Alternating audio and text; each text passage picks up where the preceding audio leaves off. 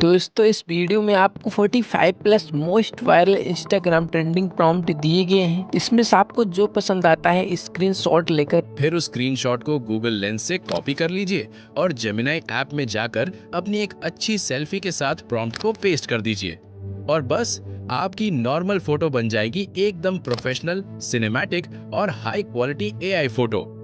Guys, video को पूरा last तक जरूर देखना क्योंकि लास्ट के प्रॉम्प्ट्स सबसे ज्यादा पावरफुल है। अगर वीडियो पसंद आए तो लाइक, शेयर, कमेंट और चैनल को सब्सक्राइब करना बिल्कुल मत भूलना।